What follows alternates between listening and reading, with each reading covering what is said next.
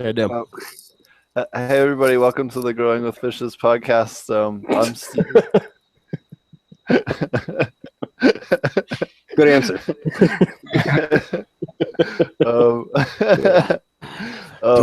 Today Your we needs have will not be addressed.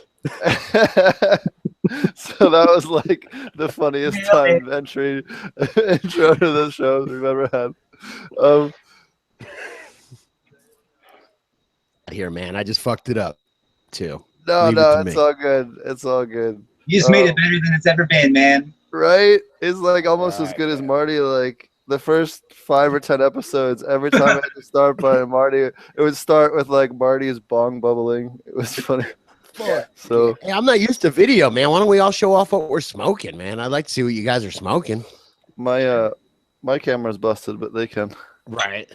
Come on, Marty. What you got, man? I see you with the Sherlock over there. What's up? Can you grab me the bag, the smaller plastic bag that I have over Here, there? you know what? I got some of Dude's weed right here. I've got some Dude Grows Sueño. Dude Grows Grown Sueño. Wow, there's a lot of English going on in that one. Here's some Starfighter OG. All right, looks like hard nug, man. Yeah. Here what I got. I'm down to the bottom of the bag here.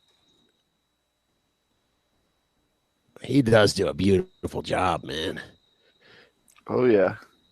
That's nice, right? Is that some of his ISS or which is that? Sueño. That is Sueño. something called Sueño, yeah. Okay. I don't think I've Anyway. got that one yet.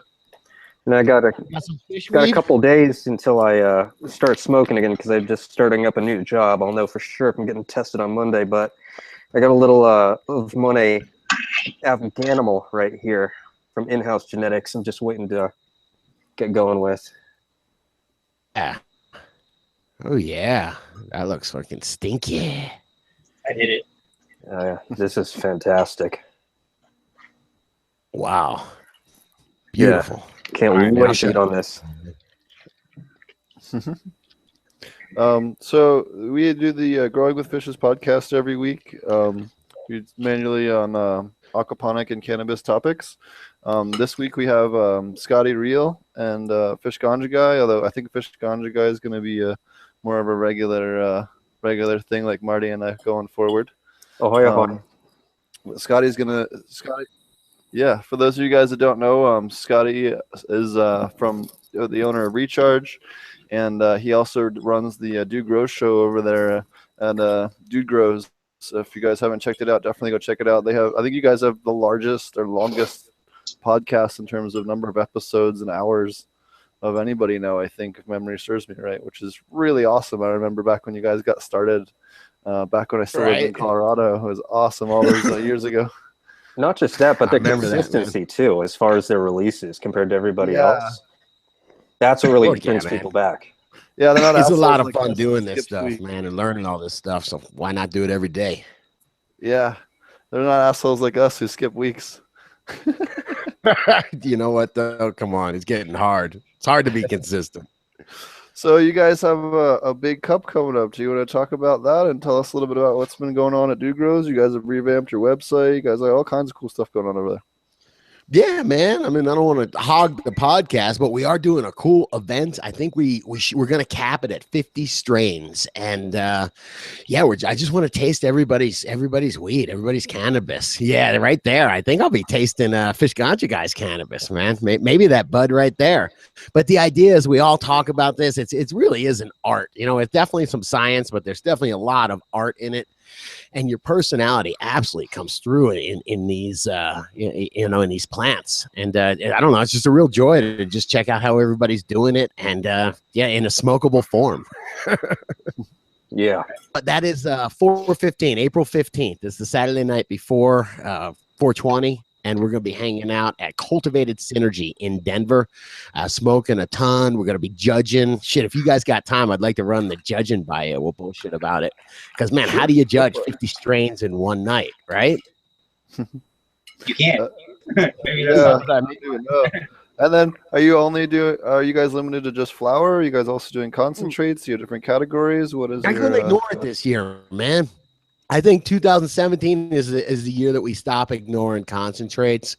I mean, don't you think? There's just too much. I had my many first different low kinds now. temperature rosin dab recently from a guy named Dax from Daxtractors. It was just one of those, whatever, however many tons of squeezing to get the resin out or the rosin out, I guess. And it is freaking amazing. When it's done right, it is like, I don't know. It's a joy. I'd say it's a work of art, but. Yeah. But do you think that doing all the rosin or the dabs and concentrates might sideline some of the judges because of the potency? Will there be couches available for recovery time? Thinking about that. You guys ever been to Amsterdam where they've got that big chair in front of the coffee shop? And you always wonder what it's for. And then every now and again, you'll see some dude like kind of passed out in the big chair. Last time I was in Amsterdam was 13 years ago. So I think things have changed since the last time I went. Well, do you guys remember? I know Scottie probably remembers back before they started cracking down on the cannabis cups in Denver, the last big one they had. Remember, it was down in southern Denver, and they had the two big buildings where the thing was in, and there was this alleyway in between with all these couches, and there was all these out-of-state people that were just blacked out in that alleyway. It was the funniest thing. It was just all these blacked out zombies because there was all these people that were like, yeah, no, I can do all these dabs and all this stuff. No, you can't. You're not from Colorado. The first cannabis cup, my friend did his first dab, and he's a big boy, man. Probably 240, really stocky, and he got the whole wobbly knees thing, and kind of, we had to grab him. And I don't know, it was not easy to grab a 240-pound guy and keep him up, but yeah, immediately, man, like a wobbly knee kind of deal. Yep. As long as out here, they have these events called smoke sessions in California, and there's a vendor out here that you know how a lot of the different events festivals and stuff, they have those giant turkey legs, the Viking style turkey legs. Well, this guy does a weed infused Viking turkey leg. It's freaking awesome. Wow, man. Could it get any better? Right? I mean, my whole life, man. It's like he answered like 2 birthday wishes in one. Right. So do you want to talk a little bit also about what's going on at Real Growers and give people, if they don't know, a little bit about Recharge? Podcast up, man. Do you guys talk about whatever you want to talk about, and I'm going to try to fit it in, man. That's how I do, man. Well, we'd love to get your insight on some of that stuff, and trying to fit it in is a good rule of life. I can get behind that. Hey, all of us, man, are you guys into that? I'm a microbe guy. If people don't know, I'm really trying to learn about microbes, and that's why I love being friends with the fish people, because they won't pull no punches. If your microbes are shit, it won't work. You know what I mean? So they'll be the first to tell you. So that's why I like getting the real feedback from aquaponics folks. But yeah, I'm a real big microbe guy.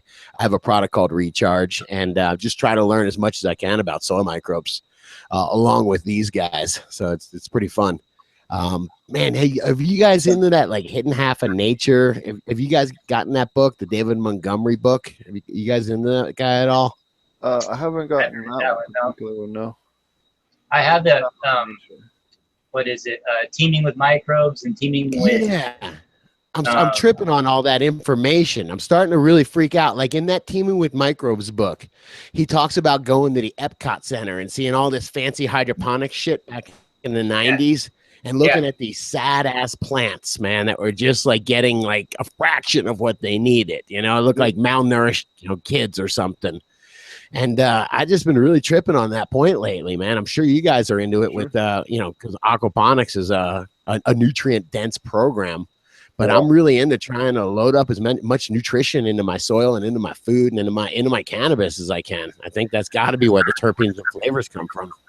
Yeah. Hey, Steve, I'm trying to get JR on the podcast right now. He says the link's not working, but did you get that message I sent you yesterday, Scottie? Oh, no. No, it's just I don't know.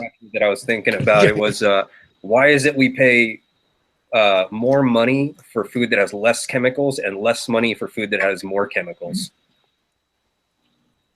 Hang on, I'm going to try to wrap my around to it. I should probably smoke while I think about that. So why would we pay more? Do it again, man. More money for food with less chemicals and less money for food with more chemicals. Yeah, basically, why are they? They have to pay for that to put it on there. So why does it cost less to have it more? Like, why does it cost more for them to do nothing to it? So I think it's kind of what you're trying to say, right? I don't know if Fish Ganja was clarifying something with me. Didn't hear you, Marty. I'm just saying, I guess if you'd have to be really thoughtful about how you planet stuff. Like when Steve showed me his the aquaponics system, where it's the deck over the basically the pond, I guess, and then the greenhouse over that. You think about like how thoughtful of a system that is, and how space efficient of a system that is. You know, it's things like that I think they're calling them like the new agriculture is what they're calling it, because the old way just isn't. I don't want to use the word symbiotic, and so I feel like we should all smoke if I say symbiosis, but it's not symbiotic with the soil. It's the soil. Yeah. Right, and so without the micro presence, then whether you're doing aquaponics or you're doing soil-based stuff, without the microbes, you're like completely reliant upon humans to control everything, and we kind of suck at it. So. Well, not only that, so you need those mycorrhizal networks and those bacterial networks to input the plant, the nutrients into the plant. Without that, you don't. It almost works. The analogy I love to use when I teach classes is it's like a restaurant. Okay, any Joe Schmo can run like a hot dog cart, but he can only really do like one person at a time that way, and it's very inefficient. But if he's like a 5-star restaurant and he's got chefs, sous chefs, food preps, waiters, waitresses, bussers, a hostess, all those other components that aren't the customers or the chefs, are your microbes, and all those different functions, the customers of the plants, the chefs are the nutrients, and you need all those other components to properly serve, a well-balanced large group of people or plants or, organisms or whatever. But what if you have a food truck? Naturally, it's like that. Naturally, you're supposed to be loaded with microbes, man. They're supposed to be all over you. That's why I almost shudder now. I see like I was in Panera Bread, which I probably won't go to anymore. I think there's a bunch of things wrong with that place, man. But I was there, and they were just, first off, they had a big sign that said, "We serve clean food." Huh, that's pretty interesting, because I don't know if I want my food. Hey, there they are, man. Hey, what's up, guys? What's up, big guy? What's up, JR? How you doing? Doing good. Awesome. About Panera Bread, they say they serve clean food there, and then when you walk out, they got antibacterial soap for you to fucking wash your hands with, man. Well, how reassuring is it? Is it an alternative to not clean food? I don't know, but I feel pretty. That's what I'm wondering. Man, it just makes me think about that. This food gets around. When did Possibly that become a marketing point? Clean food. Yeah, it sounds like that's a goal. Yeah, I don't know.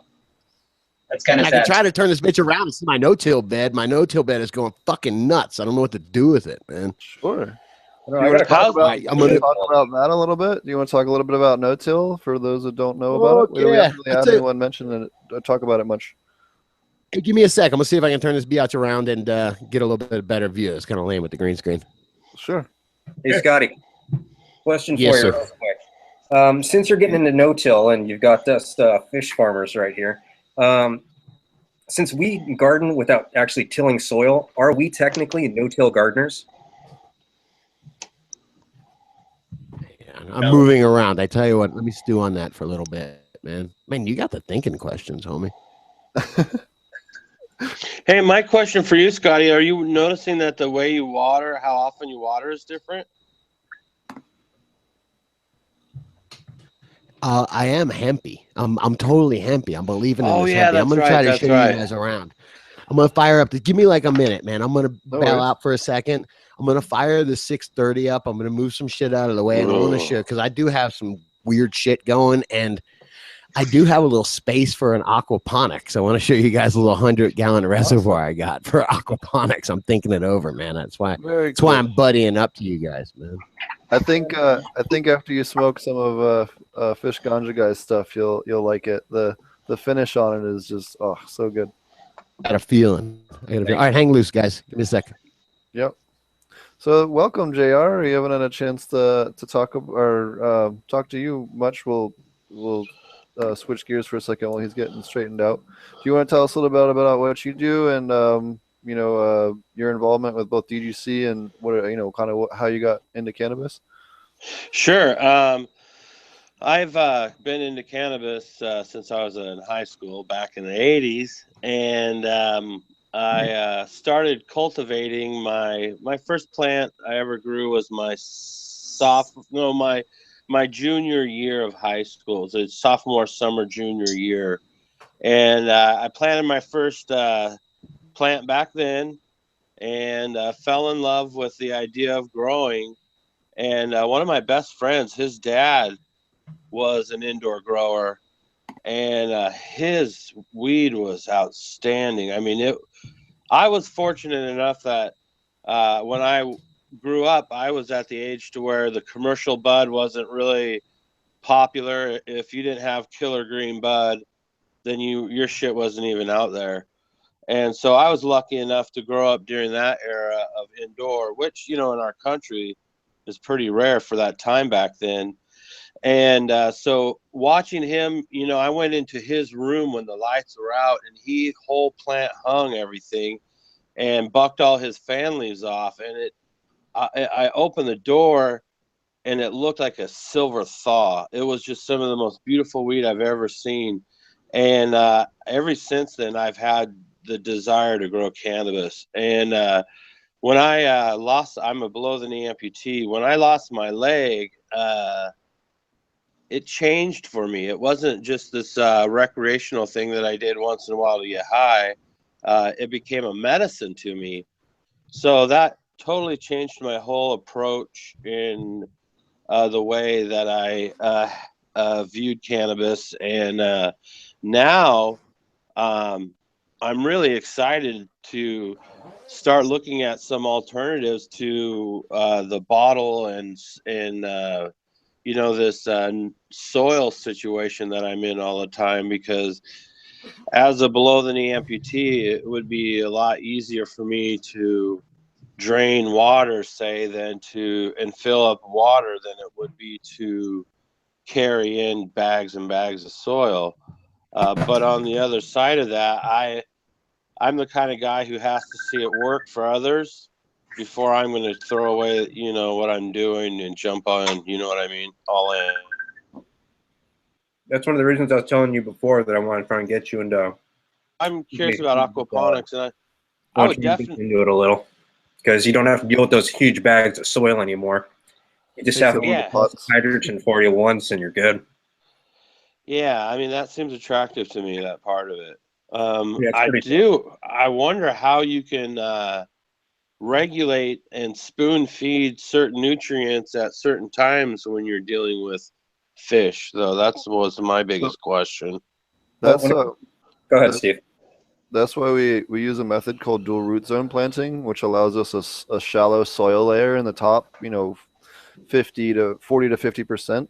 That allows us to have, the upper part of the root zone can have a little bit of, kind of like a spongier area that allows for terrestrial microbes, mycelium, your fungi that don't be wet all the time. And then you can also, add concentrated nutrients to that, and the plant will happily uptake it.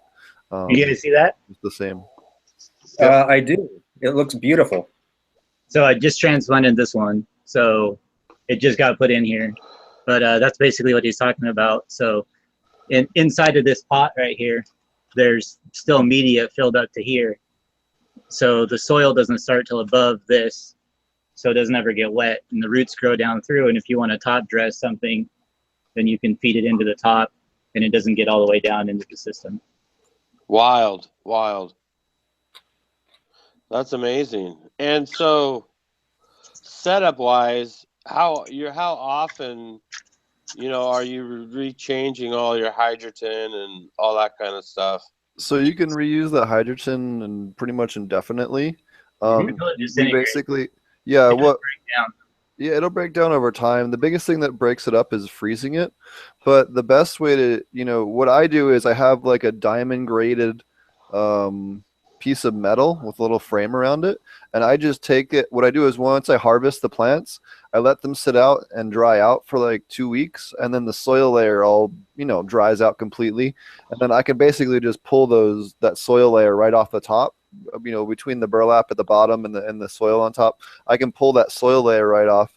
Then I just dump the media into that diamond graded, metal mesh, and then the soil falls through, the balls stay behind. I can kind of run my hand over it a couple of times. And Right. then rinse and then give it a quick rinse and then reuse it again. I'd say once Excellent. every like year or two, what I'll do is just for any excess fish waste that's accumulated in the hydrogen area that made it through my filters, I'll create like a spear, and I'll just flood the bed up, have the outlet aiming away from the return in the fish tank, but to like a waste bucket. And I'll just blast everything off the bottom with that air spear, and it's super, super easy to make. And that'll just give brand new life back to your system after you empty all that gunk out. And that's only like if you have a lot of waste going in, do it like every 2 years or so. But Steve, just out of curiosity, when you say you're between grows and you can lift that burlap up, I've noticed my burlap seems to disintegrate by the end of the grow. It becomes kind of thin.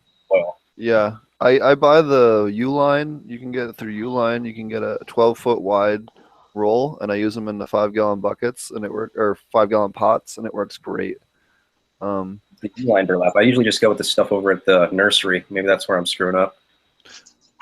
Yeah, I've managed to reuse this stuff 2 or 3 times before it. Sometimes certain strains are more aggressive roots than others. It just depends on. But you wouldn't recommend using any like that shade cloth or anything like that? No, because roots can't penetrate it easy enough. Yeah, I didn't think so. It binds up and causes problems. So this is what I use. Something right there. What's that? It's kind of like a shade cloth, but it's not. It's designed to go like underneath garden beds to keep out moles. Oh, I know which one you're talking about. And it looks like Scottie wants to jump in there too. Yeah, So man. I'm looking at that stuff. They make all that stuff. Like I one time ordered that for my farm, and I was surprised. They fucking make it right there. They got like a weaving machine in the back. I wonder if they'd make you something to order, Yeah, the important part of the barrier is that it prevents the soil from falling through, because then it'll work like a wicking bed, which sometimes can cause issues. I know when we tested wicking beds at various depths in aquaponics, we had a root rot issues right at the end. For whatever reason, the roots were just staying too wet or not getting enough. When the plant's shutting down near the end, it kind of shuts off some of the circulation. Yeah.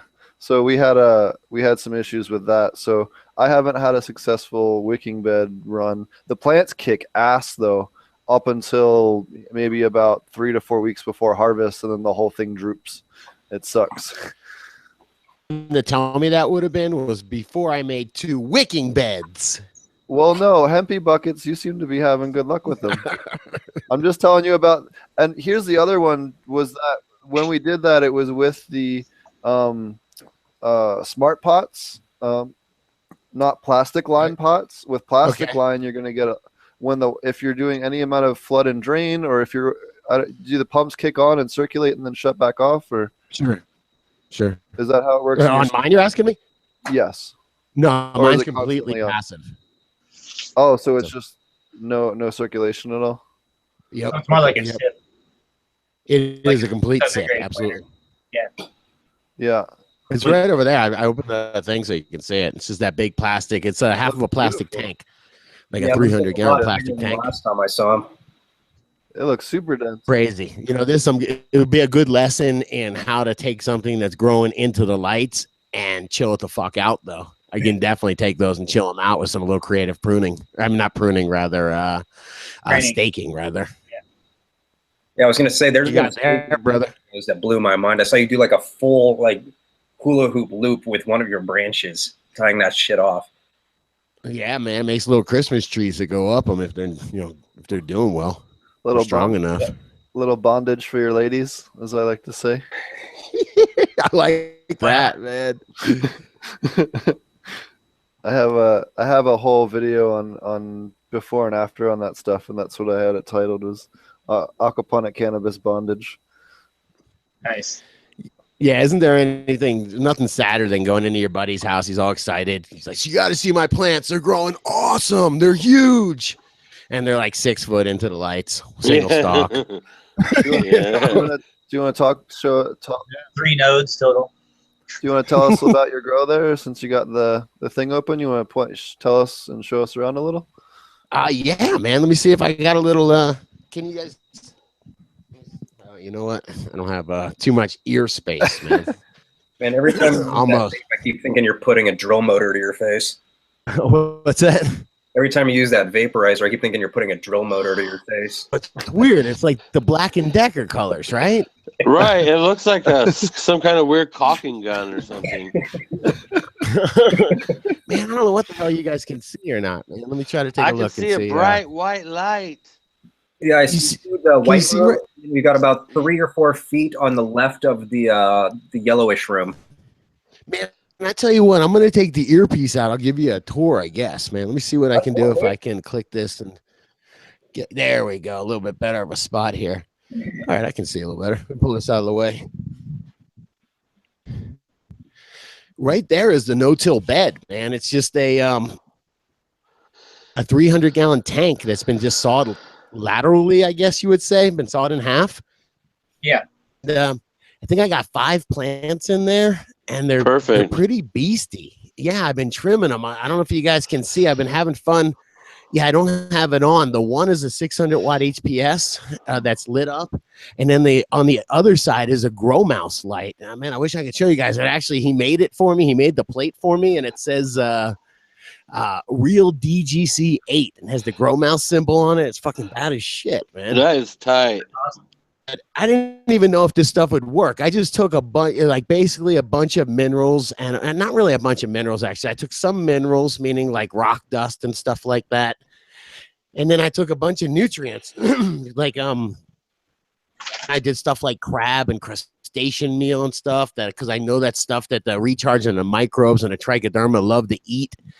And trying to think what else. I know I put some oyster shells in there. And I used a lot of that. What is it called? BioLive, I want to say. It's like there's neem in it. Shit, I'm trying to think. BioLive down to earth. Is that what you're talking about? Yeah, I don't think it's down. Yeah, it is down to earth, isn't it? Yeah, the box of stuff, right? Yeah, that stuff is awesome. BioLive, it's like your go-to 555 mix. So yeah, that's what I was hoping. I'd get some nutrient out of it. You do, yeah. You got nutrient and microbes. It's a great mix. Nice, yeah. So I put a big bunch of that in there, man. And I had really bunch. It's been about 6 weeks, I want to say, and I love the way those plants look. I can forget. And I hooked it up to a hempy bucket. I actually have a drain down there. These things come with a drain for because it's a tank, and I just hooked up a hose fitting to it, basically, or a fitting to go to like a half inch piece of tubing. And it just goes to like a 10-gallon. It goes to a float valve and then a 10-gallon tank. It's been working awesome. The soil's moist. The plants love it and are growing like crazy. And I planted some comfrey and some aloe in there. Shout out to Minnesota Nice for the inspiration. And they're just, I don't know. I haven't flipped a switch on it because I didn't have a veg. I'm used to having big grows, and I just moved into this place. And so I don't have a veg, man. So anyway, that's what this turned out to be. This place right here started out by being my veg, but I just didn't want to do a boring veg, man. So I extended it and made this a no-till bed. Nice. To have some circulation, actually. It actually does. I kind of use like the Everglades as my inspiration for this one. And I got like the whole underground river thing going. It goes from one side to the other and then goes up into, I don't know if you can see it. I'll have to show you a little bit later. But there's like a 3-gallon bucket that picks up the water on the other side. And then I'm hoping I'll probably end up fermenting. I want to see if I can grow out of these containers right here. These are actually garbage cans that are filled up with cocoa core. You see the one over there is filled up with cocoa core. I want to see how far it'll wick up with the hempy system. It'd be cool if it wicked all the way up 3 foot. No, it'll wick up about 2.5 feet. 2.5 feet is about as much as it'll go. Yeah, and you see how I got the holes poked in there? I figured maybe I'd put some hot peppers in there or something. I was thinking something that cannabis that bugs hate rather. I don't think bugs The really bugs like hate? hot peppers very much. You bugs know, I like hate- sage. You can do I don't know. Like marigolds, okay. sage, Yeah, rosemary. help me out, man. All of those are bug repellents. peppermint. I know garlic, Peppermint will attract spider mites. Will it really? lemongrass, I think. Because I know like lemongrass, the oil over in the Kapow, they use it because Yeah, lemongrass. lemongrass. But lemongrass is a highlight plant. It wouldn't do well under a canopy. The rosemary and the marigolds would do just fine with crappy lighting. Sage is Nice. probably my Yeah, favorite. and Sage would also do well too. yeah, I'm thinking stuff I would Hey, Scotty, use. also, You know, the if you're into microbial like inoculates and stuff like that, check out some of the stuff they have at Terragenics. So this is it's EM1. Oh gosh, I've heard of that, man. So check that out. They have Different. a lot of different stuff over there, and I use that in just about everything from supplementing my my bed. So you can see I have down here. This is a SIPS that I feed with tank water. So it's pretty similar to what you have running on on a smaller scale. So the water Okay, cool, man. always sits in the bottom there. And I picked up this plant from a buddy. It was looking a little sickly, and I drilled extra holes in the bottom and just sunk it down in the SIP and spread a bunch of that bokashi bran out on the bottom. And it's only been like 3 days or so, and it's already up to the net and going crazy. Yeah. And all this stuff will stay moist as long as you keep water in the bottom. So, figure out a way to fill it from the bottom, and you'll probably do a lot better with your wicking beds. what is Yeah, they're bokashi? definitely filling from the bottoms. Definitely. Right. Yeah, I learned that lesson a while. If you never mess with the top, you never get fungus gnats, and it just becomes like almost self-sustaining. It's really neat. Do you want to tell people, for those that aren't aware, what you mean when you say hempy bucket? Yeah, man, a hemby bucket or what Marty's calling them is a SIP bucket, but what does a SIP stand for again, man? Anybody remember? Planter? It's like a wicking bed, right? Yeah, sub-irrigated planter. Yeah. So basically, sub-irrigated means that water's coming up from the bottom. So you're either relying on actual submarine or wicking something, right? or evaporative wicking. Is kind of what you're relying on for those. It's good for real hot environments because there's no water exposed to evaporate. It's all right where the root zone is, and you don't get as much water I just loss. find it so great for no fungus gnats. Yeah. Fungus Well, gnats, you know? fungus gnats are easy if you put a deep dry layer. So if you have a lot of fungus gnats, go get some hydrogen media and throw it on top of your pots or on top of your grow media and make it, a good quarter to half inch deep, or even you can use newspaper, you can use perlite, literally anything, any inert substance that you can pour on top or put and just act as a barrier. Exactly. So, and that also helps for thrips as well.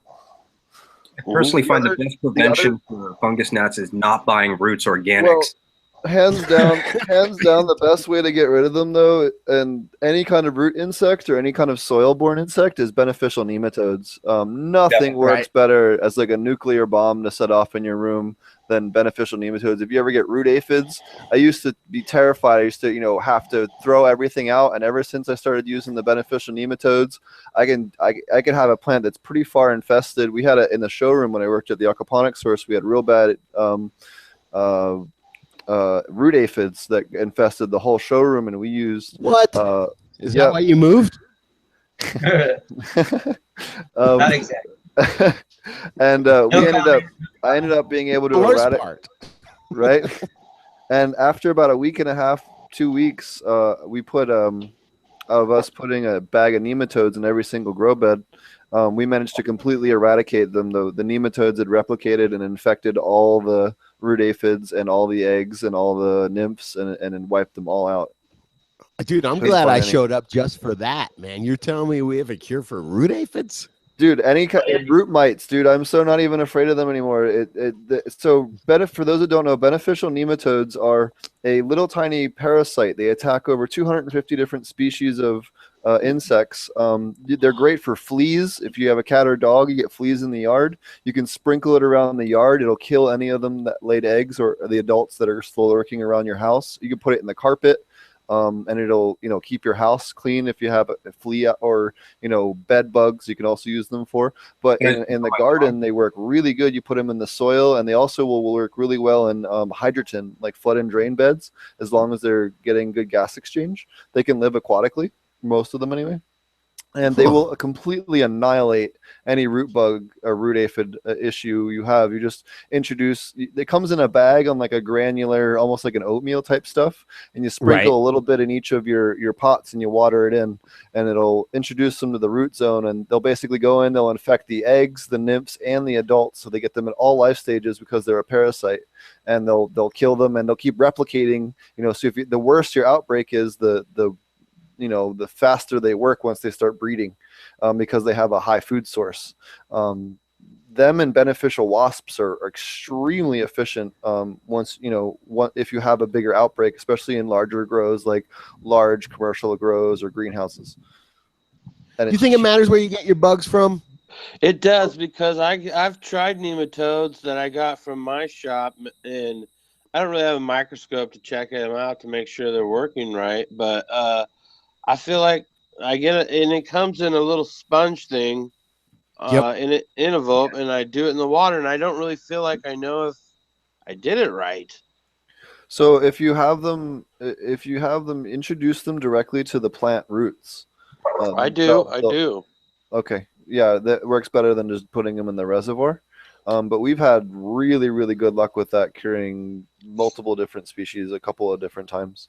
All right, cool. I found a good source for nematodes. This one company got great reviews on Amazon. I'll link all you guys to them a little later. They've got different, it's great pricing compared to what I got over at Osh. And is that came in like 24 hours in the mail, cheap shipping, had an ice pack in there. They're all fresh.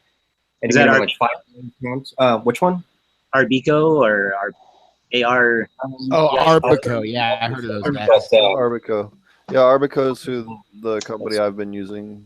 Arbico. But you can get them with like different blends of nematode species. Let's see.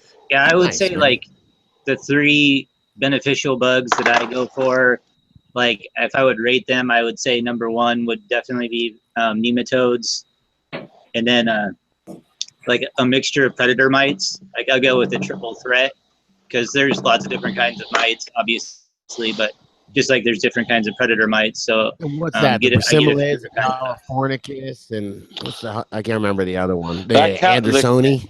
The Californicus is the one that's really hot around here right now. Yeah, so there's predator mites, I would say, number 2, and then just sort of the all-around, kind of cheap shotgun is the ladybugs. They're cheap, and effective. They do work a lot. They do end up. I think when I use them without nematodes or predator mites, I feel like they end up just farming bugs, so they don't ever get rid of them. They just sort of like keep eating them as they hatch. So, the other two I wanted to mention is the 7-spotted thrip. Normally you wouldn't recommend thrips for someone's garden, but 7-spotted thrips are little mite murder machines. They almost exclusively feed on mites, and for those of you who don't know, about 30% of all thrips are actually predatory. But a 7-spotted thrip you can order on some of these different websites, and they are really good, and in my opinion do a better job than the predatory mites. Even they consume more, they're more voracious, they breed faster than the predatory mites, and they have a wider humidity tolerance, so which can be an issue for the mites. A lot of the beneficial mites have a very small humidity range. And then the other one was lacewings. They're really good as a generalist. Yeah, I've heard of those. They do green really lacewings has been around forever. Yep, and their larvae are really good for attacking the mites. And then pirate bugs are the other ones that I've used, especially against larger insects, like caterpillars and that kind of stuff. Yeah, I was watching this. Go ahead. What's up? No, I'm going to take it way off subject, so hit it. Well, I was watching this one segment, and it shows these guys had in an envelope tied around the base of the plant were their beneficial bugs, but they were on a time release. Do you know about? Oh yeah, I seen those. How does that? Those time release sachets? They're called. Yeah. How's that work? Some bugs come like that, man. They're bad as shit, man. It's awesome. Some of them have different gestation periods, so they're basically just putting different aged eggs on one Oh, container. okay. We should So all they're smoke cycling. Whole boy says Okay. gestation period every time, you know. Yeah. So actually, I actually know a lot about beneficial insects. My uncle used to be an Imagineer for Disney. He's like super smart. He writes musicals and all kinds of crazy stuff. Right. And anyways, one of the things that a lot of Better people than don't. a grower is an Imagineer. Yeah, you sit around and invent shit for Disney all day. Yeah, right. I thought I had a good job. He actually ended up quitting in solidarity with his boss when they fired his boss when they found out he was gay. He quit after they fired him, which I thought was really awesome of my uncle. So he's a stand-up guy, in my opinion. Shout out. That's pretty cool. Right? You got to make change, man. Change happens by one person at a time. Well, standing you're up like, for man, I people. know that guy. That's where it comes You know, from. That's how it happens. If you don't know anybody that believes a Anyways, certain way, you get nowhere. I'm getting off topic. Going back to why I'm even bringing this up at all. So, I actually got a tour of Disney's insect production facility back when my uncle worked there. As part of, they have like a family tour they give you. Disney is the largest breeder and largest producer of beneficial insects in the world. They produce more pounds of beneficial insects than anyone else, and they do almost exclusively beneficial insect control in all of their parks, which a lot of people don't know, and it's really cool. They don't use any pesticides in any of their parks, which is really neat. It is. My friend is an That is entomologist cool. who works with them. Man, can I die? Farm, and Disney called me up and ordered like 10 bamboos from me, and I fucking turned around to my wife. I'm like, holy shit, we just got a test order from Disney. We're gonna be rich. And they never ordered again. And I went back and seen, man, and they made like thousands of bamboos with my bamboo, man. Those guys are so fucking smart over there, man. Hey, Scotty and Marty, this is the brand I was talking about right here. Computer's slowing down because of the screen share, but it's Nature's Good Guys. It's got 4 out of 5 stars right here. And this one right here is a little pricier than the one that I went with, because this one's got like 3 or 4 species, or 2 species. Nematode going in there right there. I just got the one that has just, I think, SF, which focuses primarily on the fungus gnats and like 2 other things. But they've got a lot of stuff. I paid like $13. It was probably $20 cheaper than what I would have got at Osh, and better reviews on the company. Orchard Supply and Hardware. Gotcha. Yeah, it's just local. I just wanted to mention, You can get all kinds of Brian Go had an awesome comment. He goes, "That's what happened at the Legoland with the Legoland Imagineers." LOL. I don't know if you guys heard that story. What happened in Europe? Oh, okay. So since you guys don't know, well, this is really funny. In the UK, there at Legoland, the very back of the property, there was like a small abandoned village from like World War II or something, and no one had lived there for a long time. Well, some dudes boarded up all the windows of all the buildings, and they converted all of them to full grow ops, and then ran the wiring to Legoland to hide the power bill. Nice. God, man. Hero. They got busted. There's thousands and thousands of pot plants at Legoland in UK. It was freaking awesome. It just got uncovered a couple weeks ago. That's great. I want to know how many runs they did. Find that story, dude. We got to do that story, man. Dude, I that's have insane. it. I have it. I'll send it to you. Since we're on the topic of stories, what does everyone think of what happened with Mark Emery this week? That was some fuck shit. Yeah. Let's talk about that, because I don't fully understand it, man. Is that the Canadian guy? Yeah. Okay, so his wife came up. I met him in Montreal. He's a really cool dude. Yep, I smoked bong hits with him too, man. And me and the dude were sitting in his lounge or whatever. That I was looking, like when Volcanoes first came out, there was a vapor lounge that he had going. And I was like, fuck yeah. And we went and sat in it, smoked volcano bags. And then it was just real quick. I'm sorry to hog the story, but it was the best thing in the world. There was a super hot red-headed chick on this. I think it was Cannabis Culture magazine. Was that what he was doing? Is that his magazine? That's his company. Girls there on the cover. Yeah. And I'm looking at, I picked up this one because I was in another country and it said how to score around the world, you know, like a double entendre. But I was like, I thought it's like how to score weed around the world. I was like, cool, I want to read this. And dude, the chick that was on the cover was there. And, you know, I guess she works at the Vapor Lounge as well. And she was just like, oh, I see you like my cover. And I was so fucking stoned. And I looked up, the chick from the cover of the magazine became real in front of me. I was like, what? He came over because the hot chick was near us, so he had to come over too. So somebody tell me what happened to Mark Emery. I've been so fucking busy. I have no idea. Okay, let's do it. Nothing good. They were heading out to go to Spanibus, and I guess the Canadian government did a full sweep, arrested them, arrested a bunch of people at their dispensaries, and shut them all down. They're in jail. Jody got out. Jody got out this weekend and was on Hash Church. So if you watch last week's Hash Church, she's on there and she kind of breaks it down as to what's going on. Wow, that sucks. Yeah, she was pissed, man. I saw some interview with her, and she was pissed. That fucking lawyer came up and whispered in her ear, like, shut the fuck up. It was awesome. She was going off.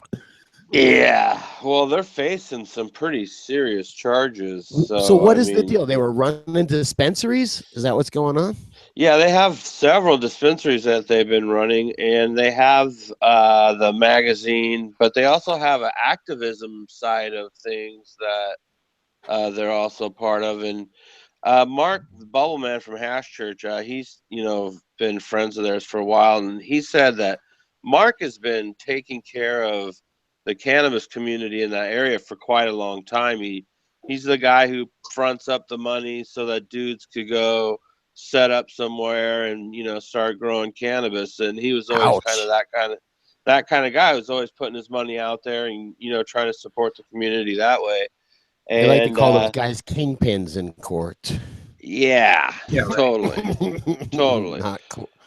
Right. So I think, I hope they've got really good attorneys. Yeah. Shit, man. That's, it's unfortunate. It's at the cost of sometimes people's asses, that this. They are putting their asses on the front line.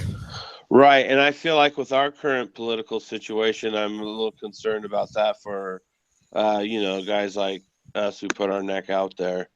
Guys like everybody on this call. Yeah, I know. Guys like us.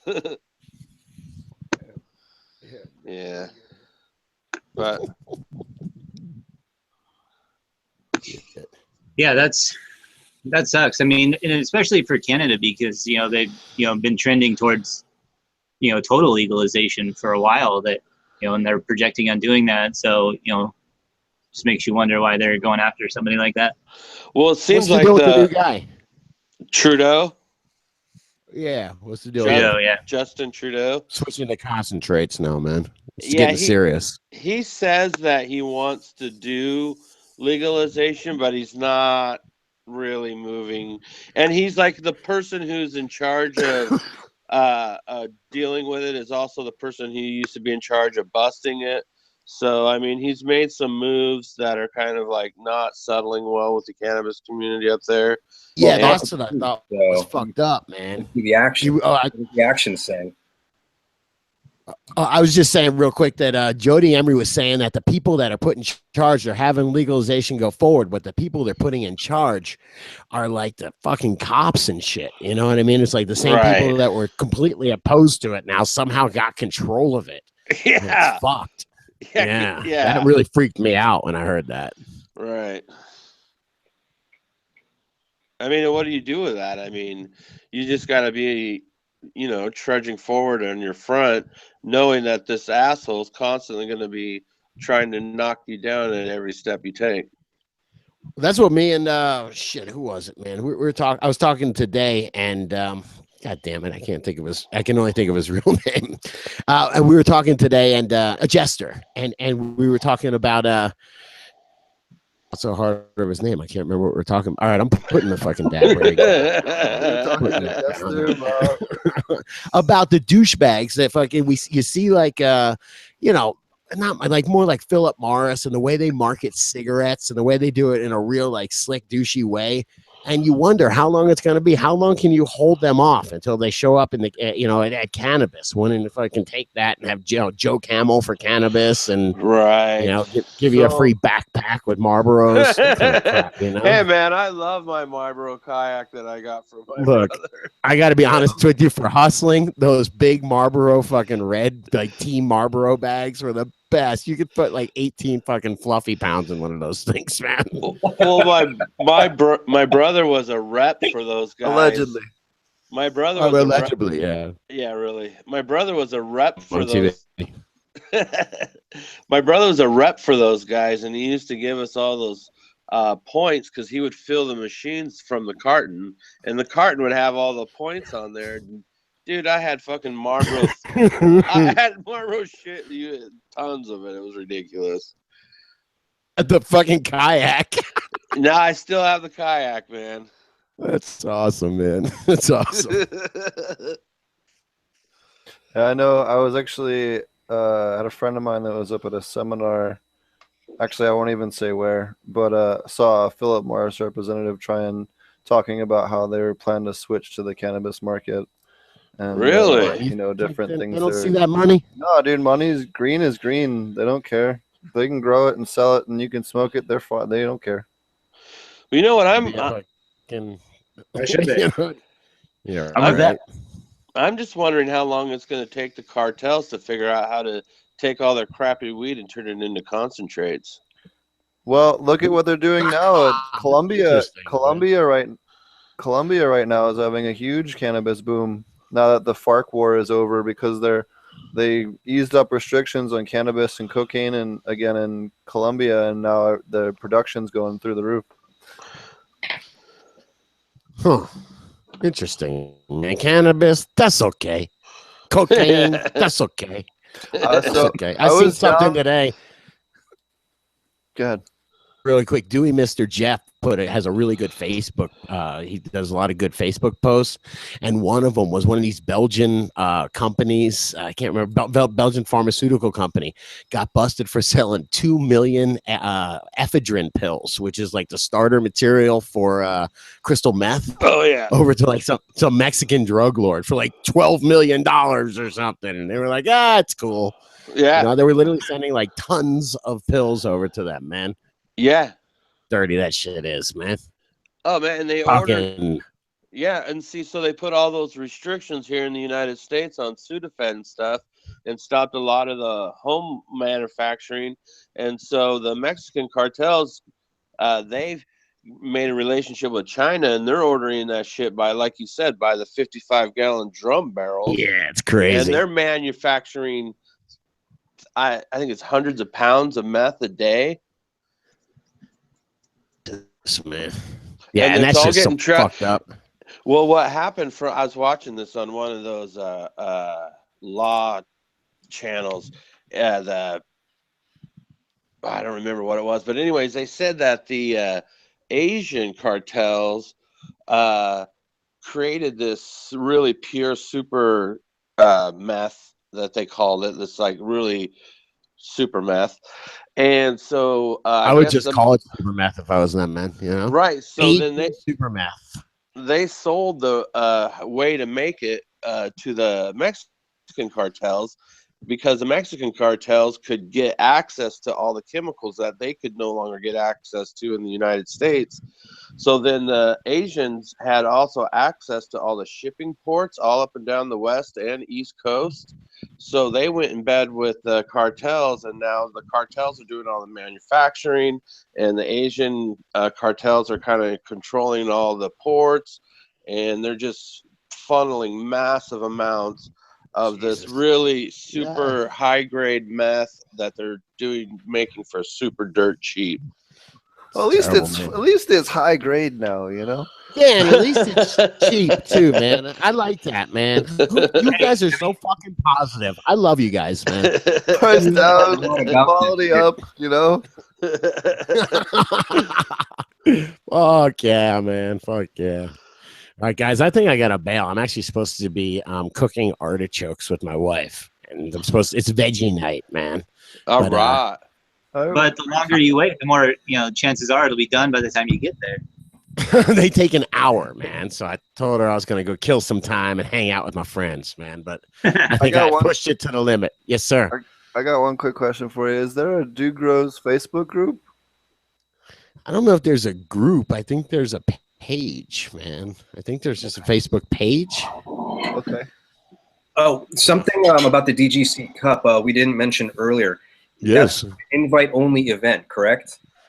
It is, man. It is, absolutely. If you guys have cool people that you would like to invite, I am wanting to have a lot of nice people there and a lot of good people there and a good time. So yeah, it's an invite only, but if you're cool, I can probably swing an invite for you. That's why I just wanted to bring that up for the legality of the event, that it's not just an open party where people just go up and walk on in. That is true. That is true. Yeah, you're not allowed to have just open cannabis parties, man. It's kind of weak. What kind of a world are we living in? You know what? How would people find? DGC Cup. You can find it out at dudegrows.com/DGC Cup. Definitely tons of information there.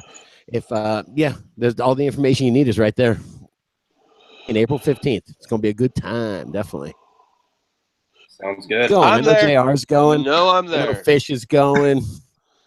I'm gonna do my best to be there. Oh man, sounds like we're gonna have to go get the van. I got to go get the black van. I'll get new tires on it, man. That's all right.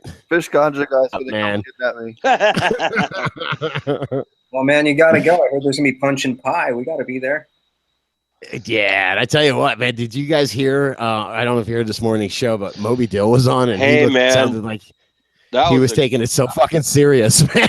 I was like, holy shit, dude. He was getting into the psychology of it and shit. You got to think like the Bud thinks, man.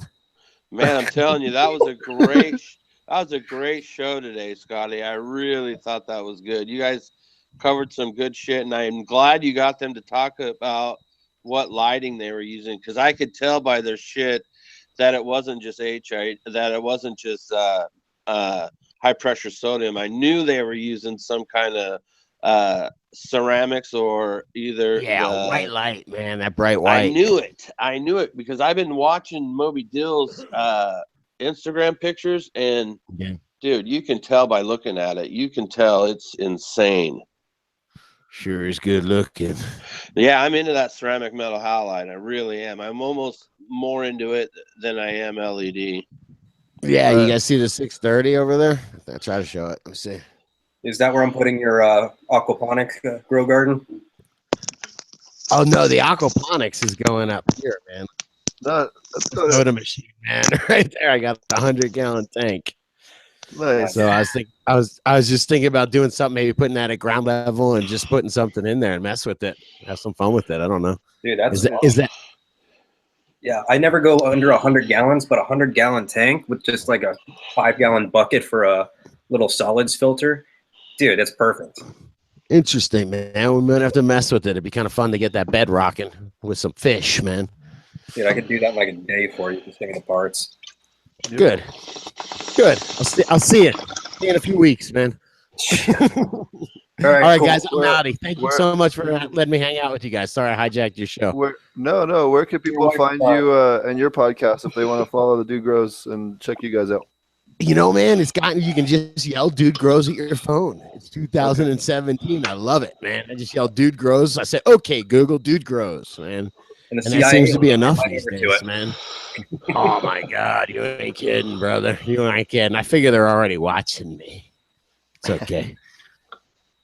It's probably a cake job to watch Scotty Real, right? Yeah. You imagine there's like one FBI agent assigned to like just watch weed shows all day. Yeah, man. I just want Jackie Chan to play me in the movie, man. I'll see you guys, man. Be good. Later, Scotty. Thanks again, buddy. Bye-bye. Alrighty. All right. Well, I got a few more minutes, guys, before I have to help Fish Ganja wife clean the apartment up. So what's new with you? Not too much, man. Gonna take a day or two with the wife and swing down your way for an Go afternoon. party. Say what's up. Then just have a nice weekend out of town before I start this new job. Awesome. What's your new job? What's up? What's your new job? It's just in the same medical field. It's just I'm transferring to a different aspect of it because hurt myself on the job about a year ago, and want to do something that might be a little bit easier on the knee, but still be in the medical field helping people. What kind is a shift change? Are you Yeah, I'll also be on day shift, so I can sleep like a nice king again. Beautiful. You can be a human again. As close as I can be. Yeah. Yeah, that shit, man. Part human, part fish, part Deadpool. Man, I gotta tell you, you guys that do that night shift, man, my heart goes out to you. I did it for 2 years and it made me sick. Dude, it's just misery. I lost like about 30 pounds and I started getting really sick.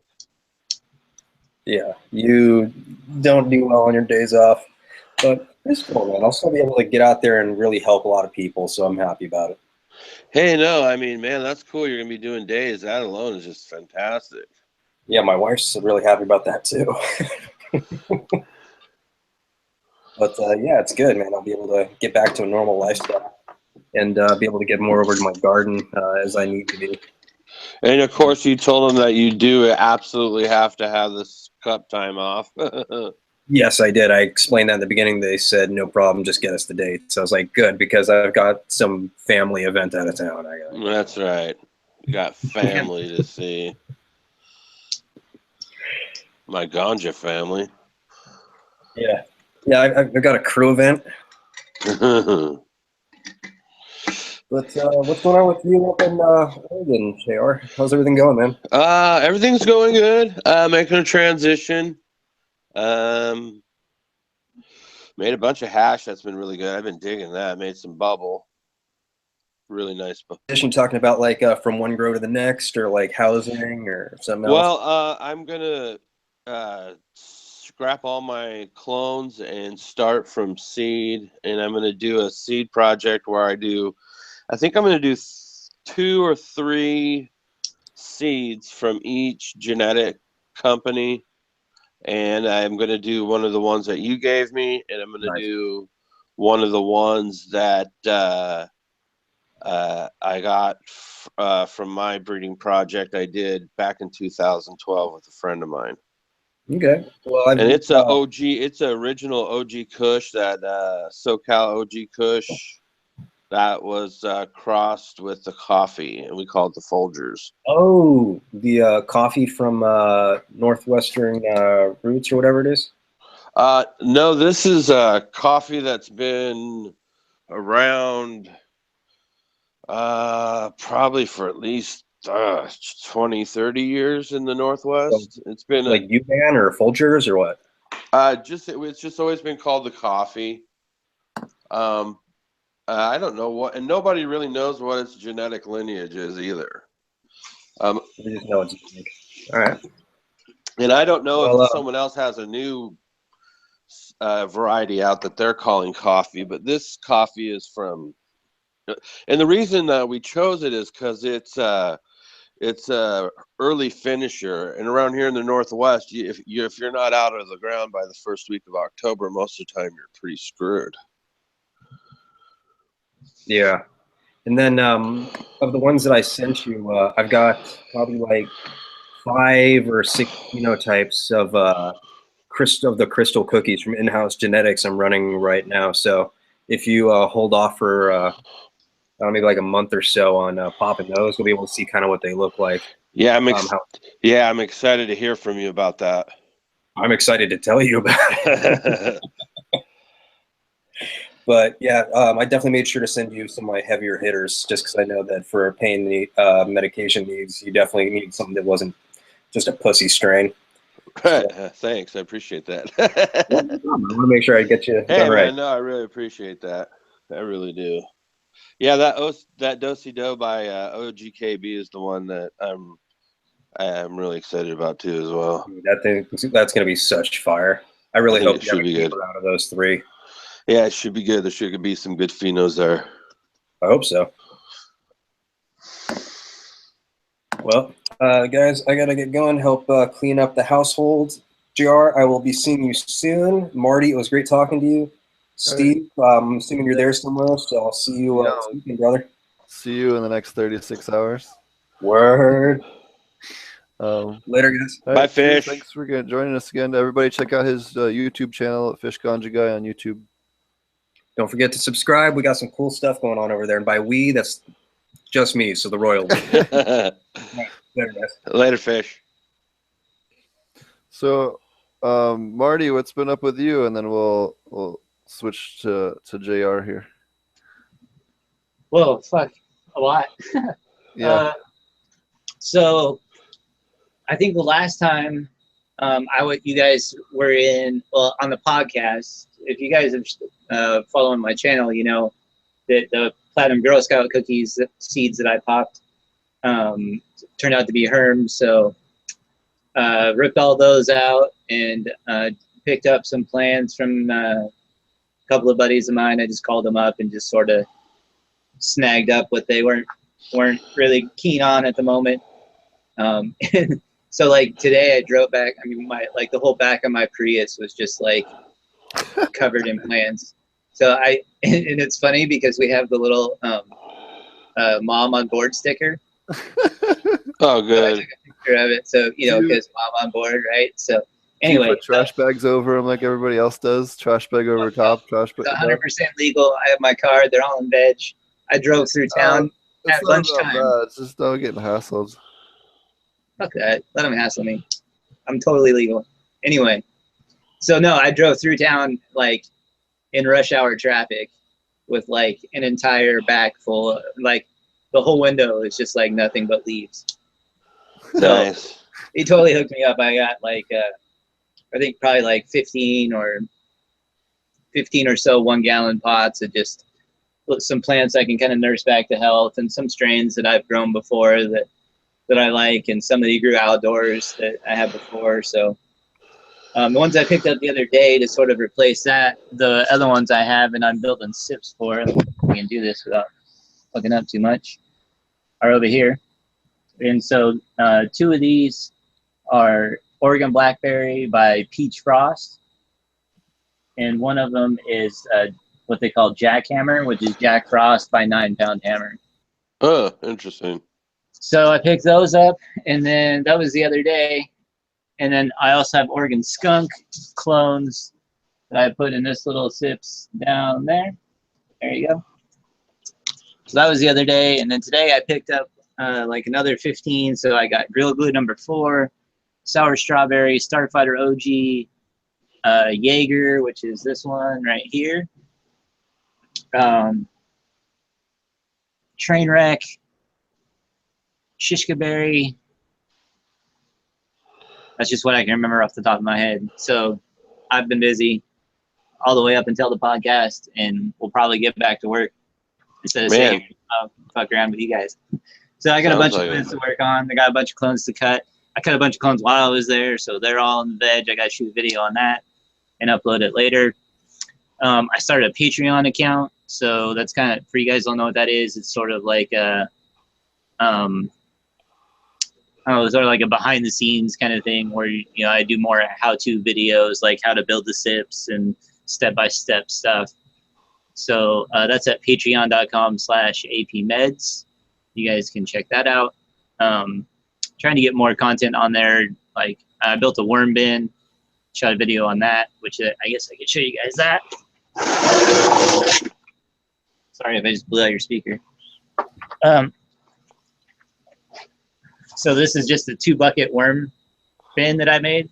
So in the top bucket up here just has separator paper, kind of like a dual root zone at the bottom, and then holes drilled in the bottom of the top bucket. So you can pull the top bucket off after you water and use the fluid in the bottom to supplement whatever you want. and then I just throw kitchen scraps in it. So I made a video on how to do that, and I actually had to build 2 of those because the first video I shot for some reason had no sound. So that was fun. So yeah, aside from that, I'm just sort of managing plants and picking out the best ones, and then I'll probably nurse up some of the other ones, and then find them new homes. Wow. Man, you are going to be busy. Yeah. So I got 3 of them transplanted into the aquaponics system here, in the dual root zones, and then I don't know if you guys can see, but right back there is a tomato that's grown up in between the 2 of them. That's going to get moved outside pretty soon. But it actually just popped up out of a dual root zone, out of one of those herm plants. So I just cut it off, left the tomato there, and let it keep growing. So it's got to get pulled out and moved outside. So I'm starting to fire up the outdoor systems. I can't grow outdoors because Jackson County fucking sucks. So, but I can grow other stuff out there. So I took a bunch of other tomatoes and dual root zone pots. And let's see, I have blue elderberries, tomatoes, like 3 different kinds of heirloom tomatoes, a whole bunch of other stuff. I just pulled these green onions out of the system in here so I could make room for some of these other plants. You can see those are all gonna go get planted outside. So firing up those systems. I always like running green onions and leeks and stuff like that. Just because normally you just cut the ends off and throw them away. But so those are just replanted from the store.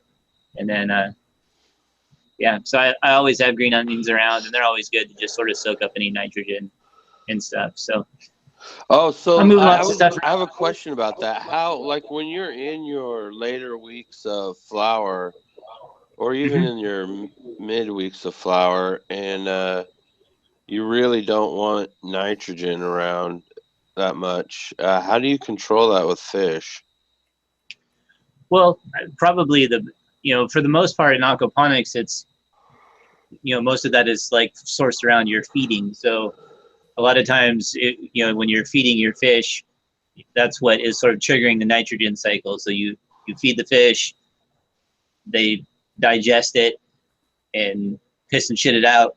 And that's sort of what initiates the process of doing it. And so what you want is for that nitrogen to get converted and available to the plants, have your plants take it up, and then basically have it be back to 0 until you feed again. So you should see more like a fluctuation in aquaponics. And so, and that's kind of like how I manage it is basically I cut down feeding.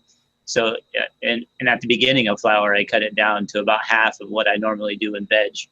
And so that's probably the main way to cut it down. And then I grow other stuff like green onions, lettuce, basically anything that doesn't fruit or flower. So it's not going to compete directly for nutrients. For the most part, I wanted to just take up nitrogen. So, I grow sage, different things that I use for IPM sprays. So I'll grow the sage, which is a great deterrent, in the bed, and then I harvest it and, making an oil extraction out of it, and, like an essential oil spray that I'll spray on for foliar as like a bug spray, essentially. So, like, say I'm in week 7 of flower and I'm testing my water and I notice that my nitrogen levels are way too high. What can you do to kind of combat that safely to get it to where there's not so much nitrogen available to the plant? Well, I would say like probably the quick and dirty way to do it is just to do a water change. I don't know, Steve, maybe you have some other like magic trick, but unless you can add plants in that are going to take up the nitrogen, or and even that's probably going to take a little bit of time. I guess you could have, a series of plants that are already about this size and are going to start taking up nutrients right away. But it's not like you can plant seeds or, start something small and really expect it to take up much nitrogen in enough time for it to matter. So, water change would probably be what I would do. So I'd probably drain out, somewhere around, I don't know, 60% of the tank, and then refill it with water, and then test the nitrogen again and continue that process until I got down to what I wanted. But Steve has all kinds of magic tricks. He might have something else. And then not feed the fish as well. Oh yeah, you can not feed the fish for, even a few days at a time. They're definitely survivors, at least koi and catfish, which is what I run. So. And tilapia. And But yeah, tilapia. so Well, I you're don't run talking tilapia. about, are you talking about cutting back nitrogen just in aquaponics systems or in other systems? Just in aquaponics. So in aquaponics, when I switch to flower, I feed the fish every 2 or 3 days instead of every day, or sometimes even just 2 or 3 times a week. And I let the nitrates drop down. Cannabis feeds super heavy, and you can also do, like Marty and I also will throw bait plants underneath the cannabis as well.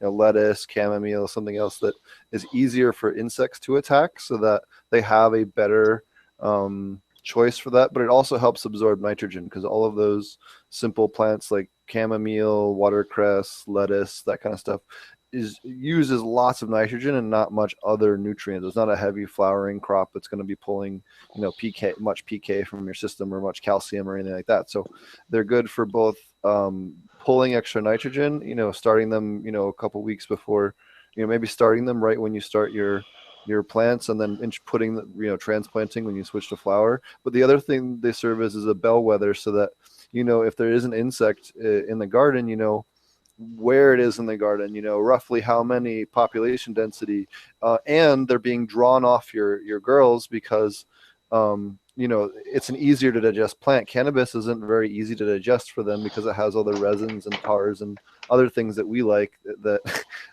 is hard to digest for the insects. So they'd rather feed, if you give them another option and it's right at the base of the plant, the insects will move. You're not going to get 100% of them, but you're going to move a large percentage of them over to those bait plants, and it's something that you can still eat and harvest and use, and 99% of the time or 95% of the time you're not going to have any insects, assuming you're doing proper grow procedures. But it just helps with both nitrogen uptake and with that. But Hey, yeah, Steve. the other trick you can do is adding sugars to the system, or ethanols to the system. It can also help power the microbes that will make it more reduce the nitrates as well, especially ethanol. You can do, if you look up vodka dosing for ponds and aquariums, there's a method of doing vodka dosing that basically feeds the acetobacter microbes in your system, and helps a lot with that. Wild. Reducing nitrogen. That's really interesting. So Steve, his scenario was that he was in week 6 of flower, and he tests his nitrogen, and it's higher than he wants it to be. How at that point could he lower it? It would depend on how high it was. If it's sky high, you could use something like Prime, or like Marty was saying, a big water change probably be your best bet, and just dilute it and then redose the rest of your minerals again. And probably be the easiest way to you're kind of dialing it back quite a bit, and then having a good known starting point, and then just adjusting your dosages for calcium, magnesium, and potassium and everything else. It would be the easier, less complicated way to do that. Excellent. Wow, I've learned a lot tonight, gentlemen, I have to say. Awesome. Yeah, what other Marty or Fish Ganja guy was saying you had a couple of other questions, or a couple of questions about aquaponics. Do you have Those were my you guys answered the big ones that I've had. Like I said, I've really pondered the idea. Get it? Ha ha ha, pond. And because a friend of mine, he always had a large tank, like a cattle feeding tank, on the side of his barn, and he always had it full of fish, and he used that fish water to feed his plants in his veg room, and so that always and his veg room always looked amazing. Mm-hmm. And I'm sure he just did drain to waste, but he was still using fish water. And it just always got me into that. And then I kind of met Fish Ganja guy, and so I've been kind of taking on new systems like that is a little bit scary to me because, like I said, I rely on my medicine. So if things go bad and there's a crop failure, it can really hurt me bad. So it's hard for me to just jump into new things like that. Sure. But I think having him move up here and maybe watching him do what he does, it'll help me get more comfortable of maybe doing a summer run outside on the deck or something, nothing that's too major, just to get my feet wet. We grew 13-foot plants in the greenhouse, and we put them out in middle or end of July, and they were, maybe a foot tall, and we got them to 13 feet by the time we harvested them in our beginning of November. Beautiful. So, and they were bushy too, not, no rods. So cool. Excellent. It grows, especially in veg, grows ridiculously fast in aquaponics. If you want to see, kind of what to expect, you can check out my YouTube channel. I have both of my aquaponics. They're just small aquaponics outdoor system that I ran the last 2 years, so you can kind of get an idea. And I didn't grow huge plants. I put them out, kind of, mid to late July also, and in smaller pots, and so it might be a little bit more the scale you're thinking to start out on. Yeah, totally. Yeah, because I got neighbors. I got pretty good coverage to where everyone's not looking in my backyard or anything, and it's pretty secluded around my deck area. So I thought if I could put a little tank and set up, maybe PVC setup framework, and then try to set something up that way. But yeah, interesting tonight. Thank you very much, and I'm going to dip out of here, guys. Growers love. Awesome. Thanks again for joining us. All right. That was good talking with you, man. All right. See you later. All right. Should we? Do we have any other questions in chat? I've been totally. We have lots of questions in chat, so let me scroll up and we'll go through them here. Okay, so NPK Kyle or NP Kyle.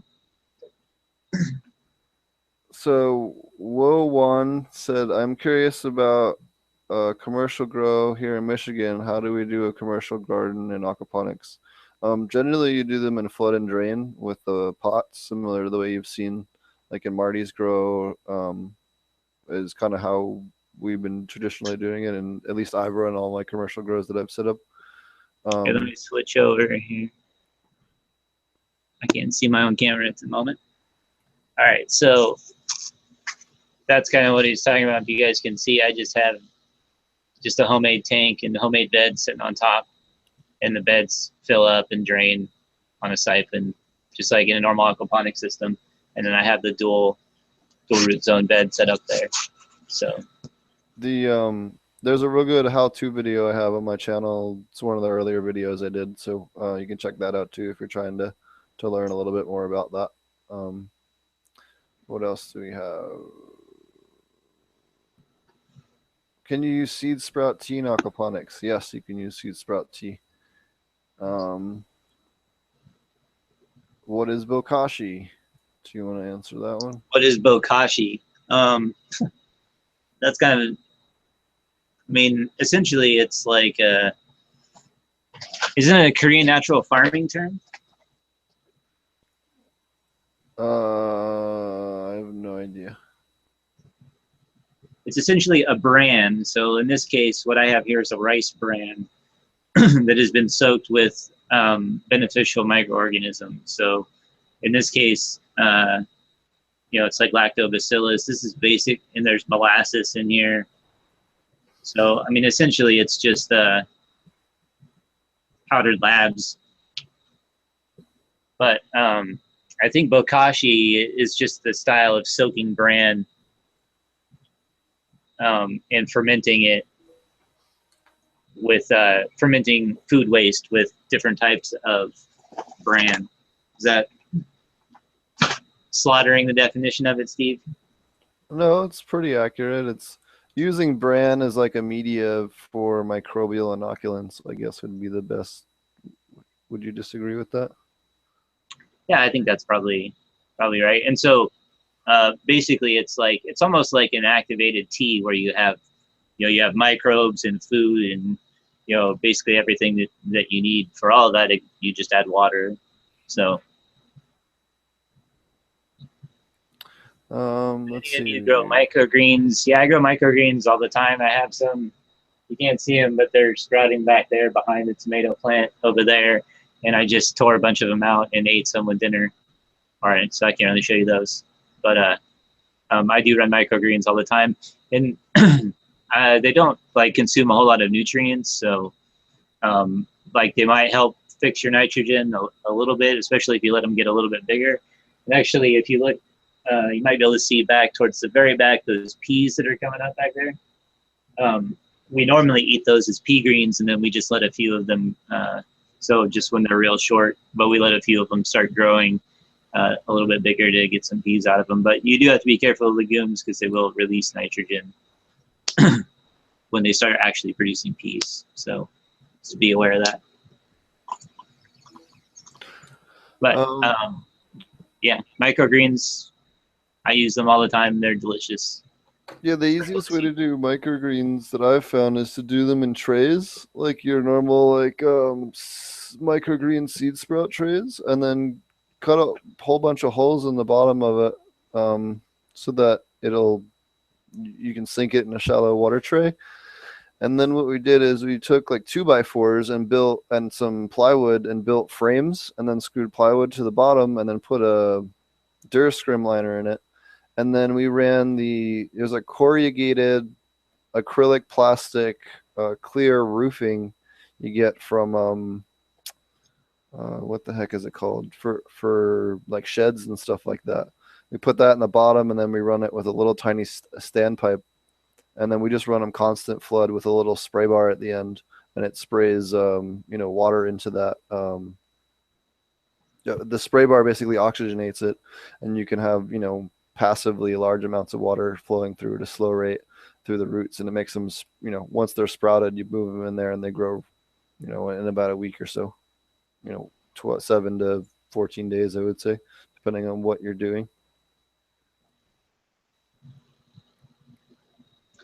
Yeah, I just sprinkle some seeds in my bed, and whatever grows, grows. So I feel like I get pretty good germination, and I don't have to build anything extra. But I do have a buddy who runs an aquaponics farm, and he basically has big trays like that. That's how he does microgreens also.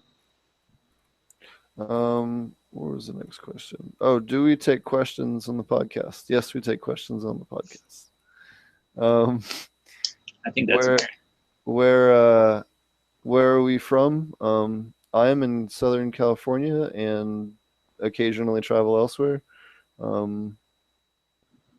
Marty, I'm in Southern Oregon. Yeah.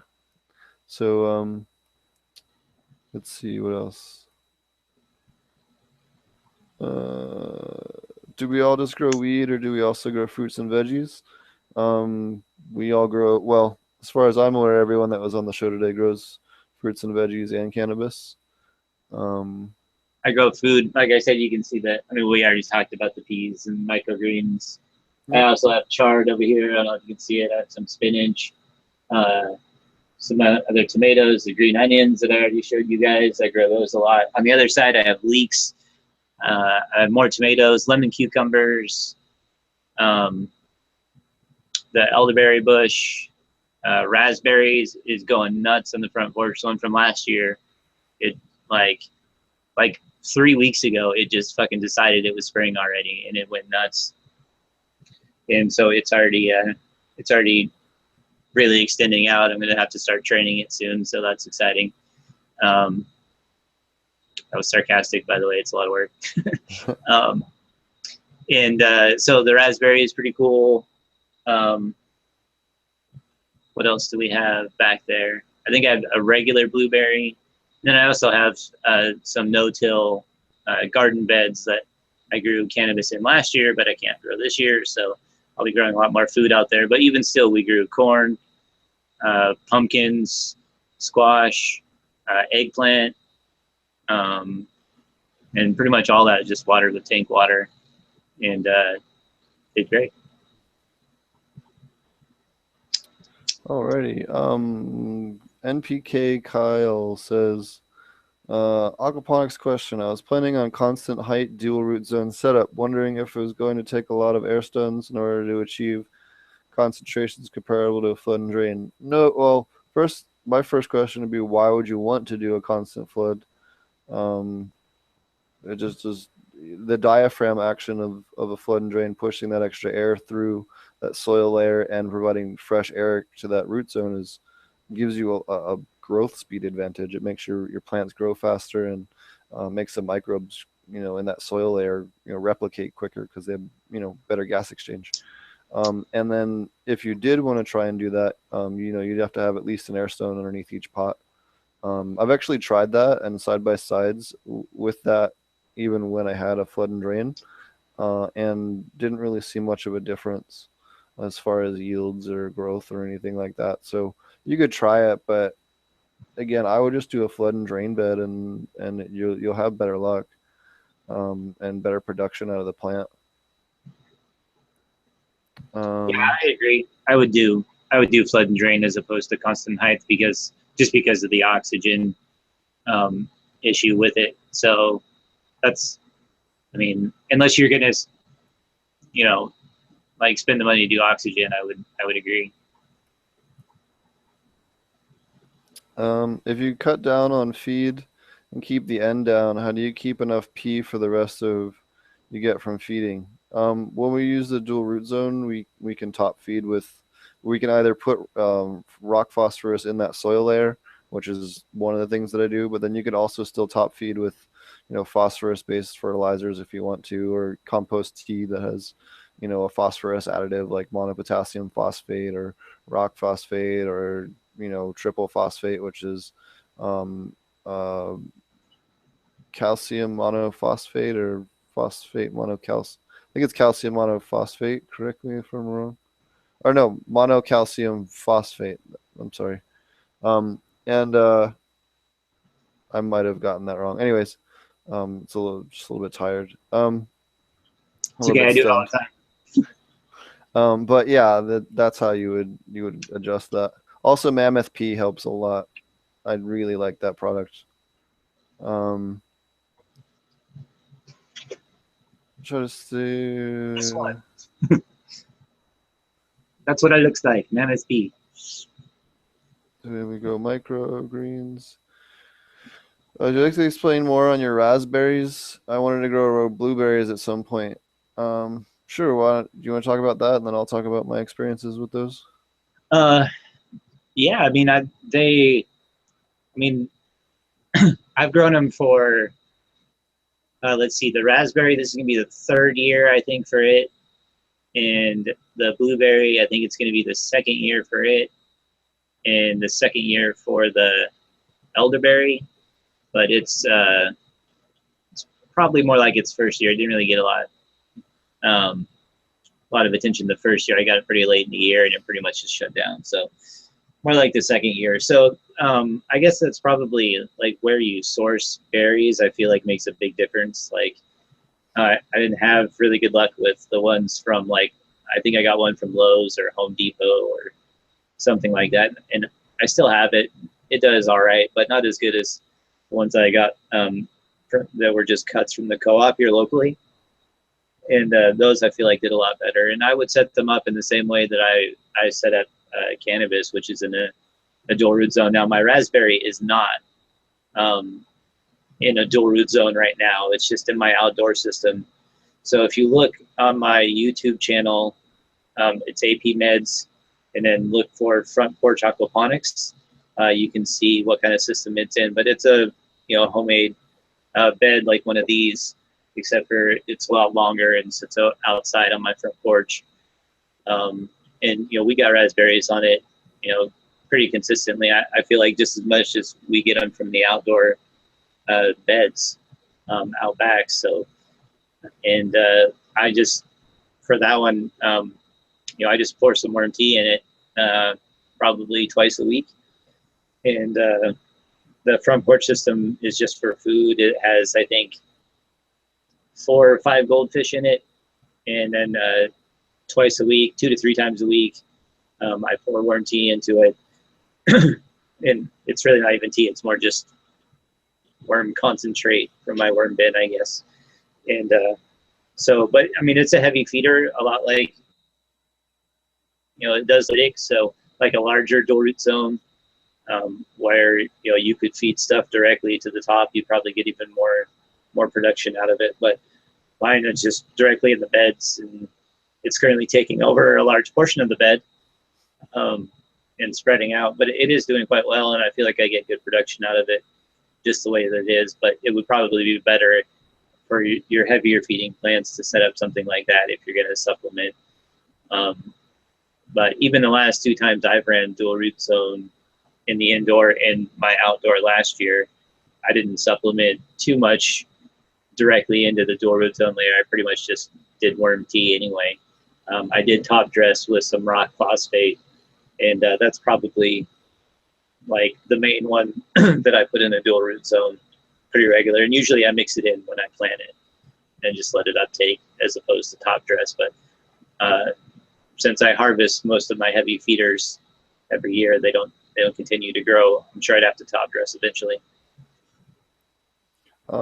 So I've had a lot of luck with both, like Marty was saying, deeper dual root zones with a really acidic soil, or doing wicking beds with really acidic soil, and then kind of making the majority of the root zone more acidic than your system is via that soil layer can help them produce much better than they otherwise would. They'll still produce, don't get me wrong, but you can get to produce much heavier, at least in the testing that we did with blueberries and raspberries and blackberries.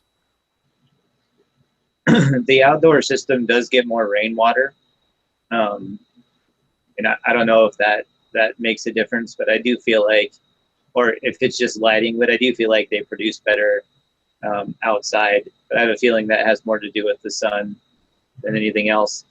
And then I do run the pH a little bit lower on the front porch system. Just overall in the tank, I usually run it more like 6.4. I try to keep it on the lower side of 6.4 to 6.5, and that's usually where I keep the pH at for that. And I still find it to produce, especially if you're just looking to like make something to eat. We had new raspberries and to harvest that were ripe pretty much every day throughout the last part of summer. We had a person in chat ask, so I'd want to have a separate system for them. You could do that. You could do a lower pH aquaponic system and have fish that were appropriate for that pH level. You absolutely could do that. I just use koi and goldfish, and I run the pH at 6.4. But if you wanted to run it lower, I mean, I don't know what koi personally will tolerate, but I usually don't take mine much lower than that. We had another question. I don't want to forget it. What's the difference in mineral content between fish food going in and the poop coming out? There's actually really good studies from UVI about the mineral content of fish waste fed. I forget what brand it was, but they tell you what brand it was and the mineral content before and after. The UVI guys did a lot of really cool stuff on that, and I would, if you really want a detailed answer to that question, that's where I would look. They have a lot of publicly posted stuff. But in general, the higher the protein content, the higher the nitrogen output, like Brian Grow was saying in chat there. And stuff like molasses will be a little bit higher in phosphorus. But in general, one of the things that I do is switch to feeding much more heavy in vegetable matter or plant matter in flour, because the waste comes out much higher in phosphorus compared to higher protein diet, which they might grow slightly slower, but as long as they're getting their their minimum amount they need for protein and the rest is vegetables, that you can do really well as far as boosting phosphorus, and especially in conjunction with something like Mammoth Pea or an older system, it helps out quite a bit. Do you have any issues with pH for them? No, we just talked about that a second ago. Do you want to have a separate? Oh no, we talked about that. Would all minerals from greens be available to the plants after it is digested, just in the similar quantities? No. So a lot of that still has to be broken down by microbes. You can also take your fish waste and put them in basically a big compost tea brewer. They call it mineralization, which is nothing more than just brewing compost tea with the fish waste and, adjusting it accordingly, which most of us kind of already do already. So, yeah, I think that's all the questions we have. Do you have anything? Oh, I had one or two other things I was going to mention. Patrick Stewart came out this week, Sir Patrick Stewart, that he is a daily cannabis user, which was really cool. The government cannabis finally got tested. I don't know if you guys saw that article. It's pretty pathetic. The THC levels are abysmal. It was at 13% THC. Another sample had 8% THC. So these are ridiculously low. Anyone that's growing, if you're not pushing 14 to 30%, you're doing something wrong, unless it's a particular other cannabinoid strain. You know what I mean? So, and that 12 is being low. It'd be like a 1-to-1 CBD to THC or something like that. So, what else do we have here? Oh, epilepsy patients. There's a big epilepsy study recently, and they had a lot of good luck with a lot of patients reporting up to 14% of epilepsy patients in the United States now are using cannabis to control their seizures. So that's really cool as well. Are you still there, Marty? Or I'm not sure what happened to Marty there, or if I disconnected. No, I'm here. I just muted. I'm typing. Oh, okay, sorry. Yeah, I'm trying to think if there's anything else to cover. I don't know if we have much else to cover this week. I think we covered most of the big stuff.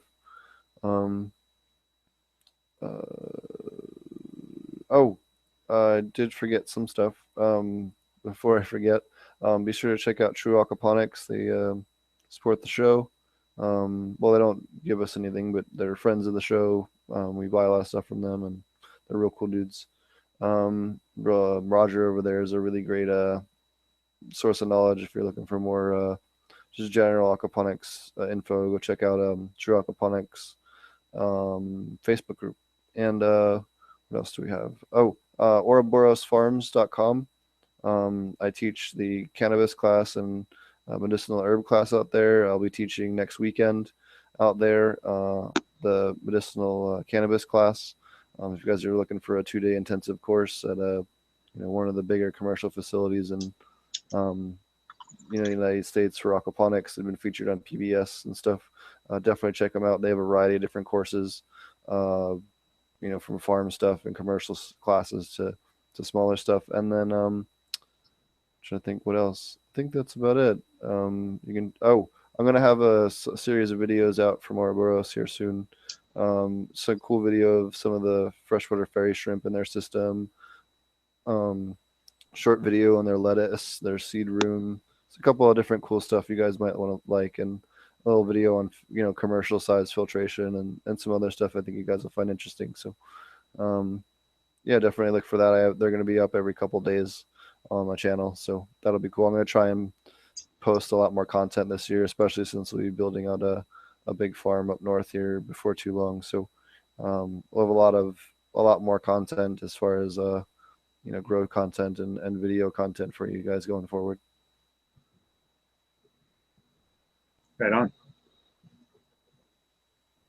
Mine. Okay. Thought I was still muted for a second. Do you want to talk about your channel and stuff? Oh yeah. So, and somebody asked in chat too. I went ahead and linked it in there. But so my channel is AP Meds, like aquaponic meds, on YouTube. You can check that out. Also, AP Meds on Patreon, which I'm trying to shoot more how-to videos. I did one on setting up a dual root zone in sort of a step-by-step how to build one of these SIPs that I have here on my channel, and I showed you guys earlier sort of the how-to on that. I'm going to how to build this worm bucket that I showed you guys earlier is on there. I have inside this cabinet back here, I don't know if you guys can see, but there's a black server cabinet back here that I'm going to turn into sort of like an enclosed grow. And so I'll have a series of how-to videos on how I did that, starting with the fish tank, which is mostly built. How to cut clones, the cloning system that I have in aquaponics, so my veg system, I'll have that. I'll have videos on my outdoor systems I'll be growing food in. So my front porch system that we talked about that has the raspberries, all that stuff. So in terms of my YouTube channel, I'll still be putting out videos, more like results, kind of the same stuff that I normally do, just kind of quick updates, what things look like. And the stuff on Patreon will be more like, if you want to know sort of like more of the nuts and bolts, how I do stuff, then there'll be more in-depth videos there, so you guys can check that out. I think that's about it. Alrighty. If you guys have any other questions, feel free to email me or Marty. My email is potentponics@gmail.com. If you're in SoCal, you can welcome to email me too. If you're somebody I know on the show, I might throw you an invite for something this weekend. And we'll see you guys next week. You can email Marty at what's your email? I don't have an email that I just answered directly, but you can find me on Facebook. Okay. Or you can just send me a message on the YouTube link, or the Aquaponic Cannabis Growers Group, which neither one of us bothered to plug again, which we both forgot for like the first 4 episodes, so that's kind of funny. Aquaponic Cannabis Growers Group on Facebook is probably the best way to get a hold of me. You can find me on there. Steve and I are both moderators. You can post on there. There's lots of information on there. We use it. I use it sort of like a grow blog, and a few other people do. So you can check out some other people's setups. It's really fun for me, and I think probably for Steve too. Is to we see a lot of people in there that that saw our podcast or our grows or Steve's videos or any of those things, and then to sort of see somebody build something around an idea that you gave them is always a nice thing for us to be able to see that. So if you guys want to come on there, you get something built, you have questions about something you want to build, everybody's really great about answering questions on there, and it's got a lot of resources. So Aquaponic Cannabis Growers Group, definitely check that out. All right. We'll catch you guys next time. Thanks for everyone for joining us this week. It was a really fun show. I think maybe we'll try and get 2 guests on at the same time in the future. It seemed to work out really well. So, especially those particular 2 guests. So, it was fun.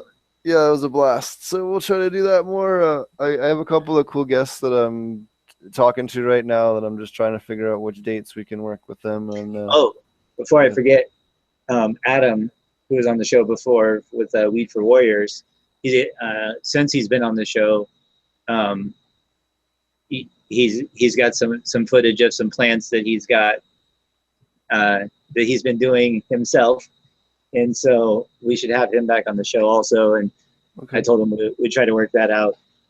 He just sort of did his own little DIY thing, and I'll let him sort of show off some of the stuff he's got going on there if he wants to. But I know he said he wanted to come back on the show, so hopefully he'll talk about that. But that's a good example of somebody using the knowledge that we're trying to share and do something great for himself. And he's not doing aquaponics, but he's definitely doing I would say probiotics, some of this like living soil stuff that we talked about with Scottie earlier. So definitely shout out to Adam, and we'll try to get him on. Plus he's fighting the good fight. I always like to pop up on the Weed for Warriors and Grow for Vets. He's done a good job for himself for the money he spent. It's turning out well. So yeah, shout out to him. Great job. For those of you who don't know, those are, correct me if I'm mistaken, those are the 2 biggest cannabis for veterans groups in the United States. Is Grow for Vets and what the hell's the other one? I just said it. Weed for Warriors. Weed for Warriors. Thank you. Yeah. I don't know if they're the biggest or not, but I know they're doing great things and want to support everything they can do. So. Oh yeah, and I've gotten a chance to spend time with both of those groups in Southern California, and both of them are are good. Which group of reminds people. me, sorry to keep extending this show, but Adam is actually the guy that is going to be anybody who wants access to my Patreon account that is a veteran. You can get free access through Adam. So just get in contact with me, send me a private message, post to the group, whatever it is. We'll verify your status as a veteran and get you the backdoor links into the YouTube page where you can access all that stuff for free. So hit me up. Awesome. All right. Well, we'll catch everybody next week. I'm not quite sure who we're gonna have yet for the guests, but I got a couple of people we're juggling right now. So we'll catch you guys next week. Have a good one. Cheers. Thanks a lot.